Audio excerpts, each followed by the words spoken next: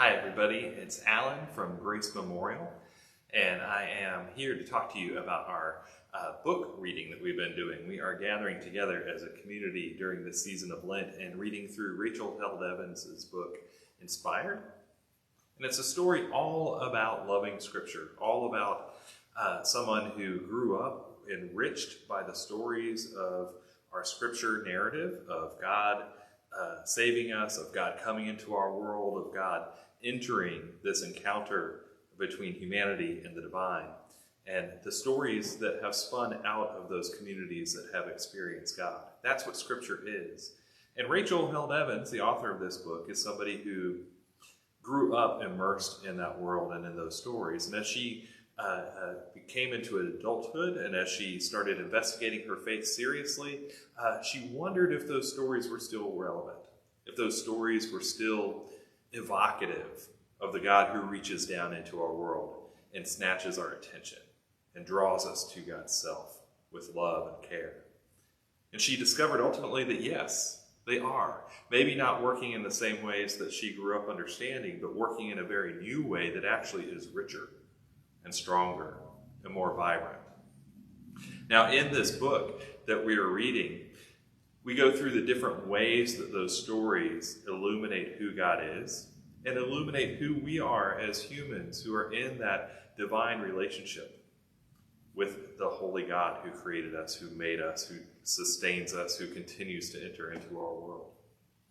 Now, in this season of Lent, as we read this book, and we can read it at our own pace, but each week we're going to have weekly reflections to maybe give some thought or a question or maybe a moment that we can reflect, either on something that we've read or to hold with us as we read that might illuminate the reading all the more.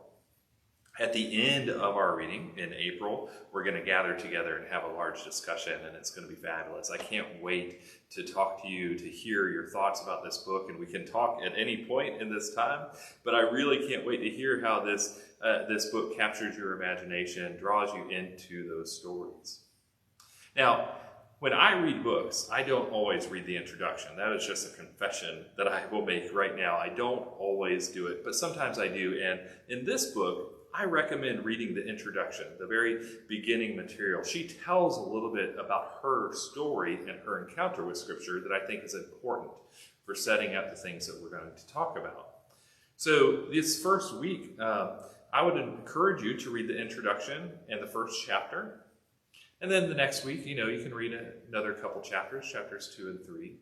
But this first week, the questions that I'm about to ask are kind of go along with that introduction in the first chapter. So one thing that I would like you to think about, or that I would encourage you to think about as you're reading this, is your own stories. The stories that you have been told about your family, the stories that you might have about yourself. Maybe there is something in your life that only consists in a story. That's the way you save that memory.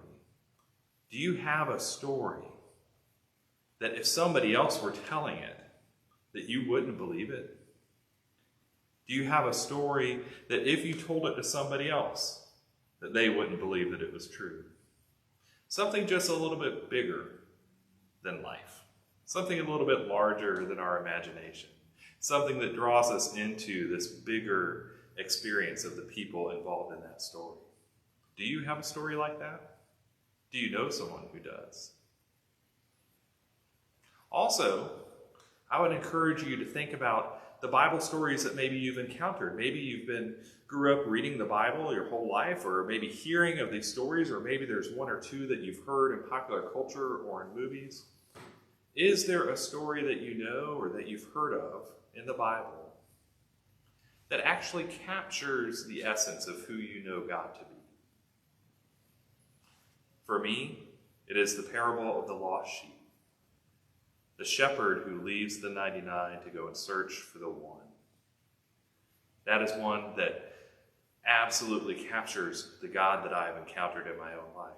Is there a story like that for you that paints a picture of who God is? think about it in your mind. You don't have to have answers for these, but maybe it sparks a little something that goes along with some of these readings. And I hope that that's helpful.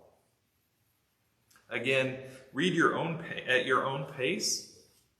The book is inspired by Rachel Held Evans. You can order it locally at the bookstore. You can also go to Amazon, anywhere that you find books. We have some copies here. If you need a copy, whether you're able to purchase one or not, let me know. We can definitely get one into your hands.